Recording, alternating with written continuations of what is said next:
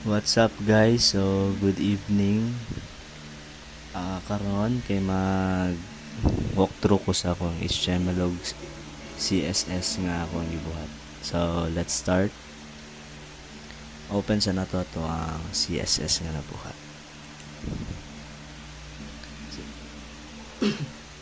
So as you can see, same lang gihapon sa ato ang gibuhat sugod, nag-doc type ta HTML, amo na language atong gamiton, pati ka na HTML lang N para ma-determine sa atong website nga English ang atong gamiton ani nga mga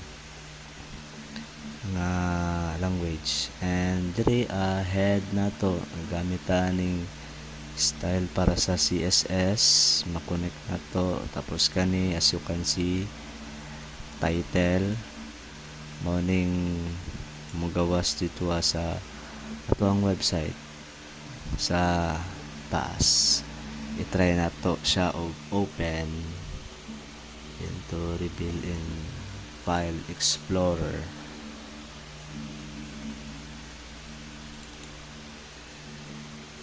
Aron ato ang kita kung unsay mga changes or unsay mga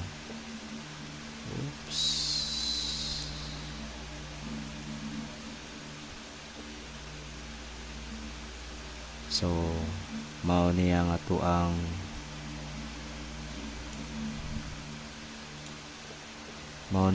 ang nahimo nga website. Atong itandi sa ato ang code nga gibuhat. So as you can see, mao ni siya ang Happy Post Grooming akong gibuhat, tapos kaniyang atong gilink nga style sheet which is style.css.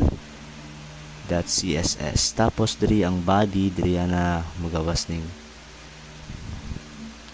header na to.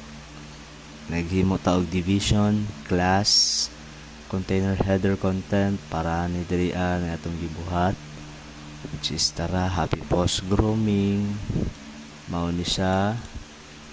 And then sa gipahimo ta og navigation, mao ni siya ang home, nagbuhat og href ang core element atong gigamit para clickable siya. And then baba ta sa section class hero, mo na itong gigamit dira, naghimalabot og division, container hero content para napod ani ato ang mga headings, which is kani ato ang headings. Ito sa ning ikilid para makita mo ni ato ang heading. Main heading nagamit ta og H2 nga size para dili kay siya ingon nga dako, kay nagasunod po tag hierarchy. Tapos ang subheadings mo ni ang professional grooming services and pet care services for your furry friends, mo ni siya. And then diri ana punta sa pag-create na to aning image atong logo, which is ang kaning pet grooming, which is itong nagamit kay PNG. Tapos pag kana siya, din na siya clickable na guys. And then baba ta diri sa footer na to. Atong gibuhat nga semantic footer is ano siya, naghimo na po tag division para anito ang footer. Kani nagbuhat ta og kaning paragraph and para copy, tapos 2026 Happy Post Grooming always reserved, mo ni siya. Tapos naghimo na po tag line break, tapos ang core element href para clickable siya, hyperlink. Tapos mo na siya ang home, services, and contacts. Diri ato ang mga navigation. So mo na ato ang design guys sa ato ang HTML. Tapos diretso ta sa pag-design nato aning mga colors kaniya mga padding daganda diriya sa tuang CSS. So mao ni ato ang gibuhat guys. Margin na to 0, padding 0, boxing size border box lang ta, so kana mo na siya. Ang body line height na to mo ni atong body diri among sugod guys, mo ni sulod sa atong body apil na tanan.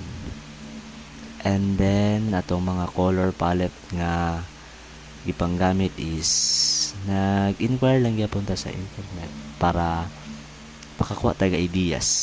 Tapos container atong gipanggamit naka-auto ta guys, kay para if ever nga mag-change ang ato ang mga size, example ani ato ta diri magana maka sugakod ang ato ang para sana makasugakod ang ato ang design.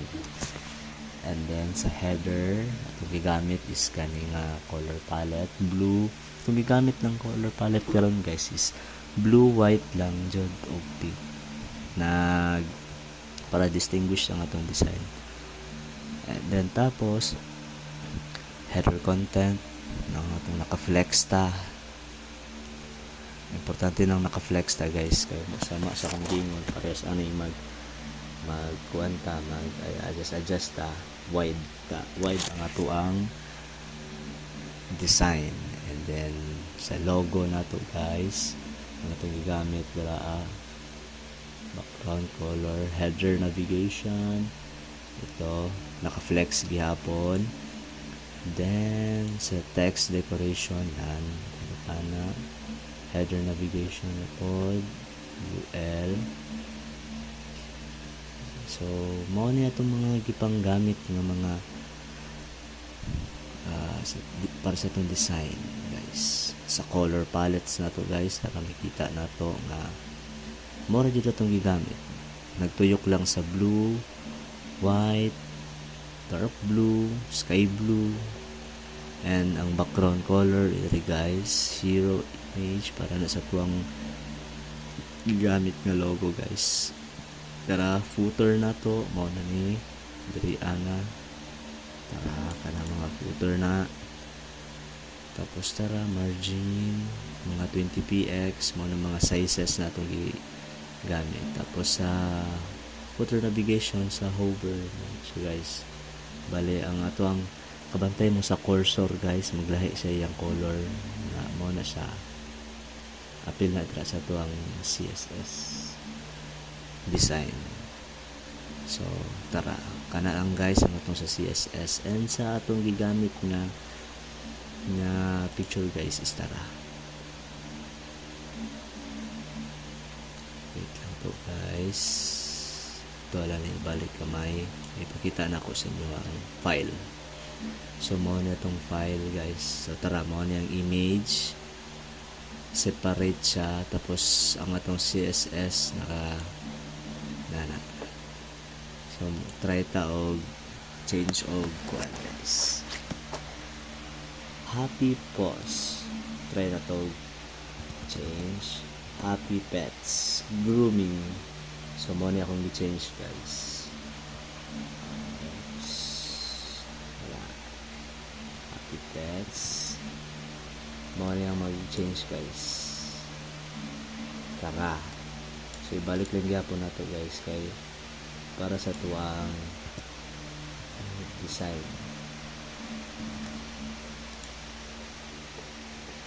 So mao lang to guys and have a good day and thank you.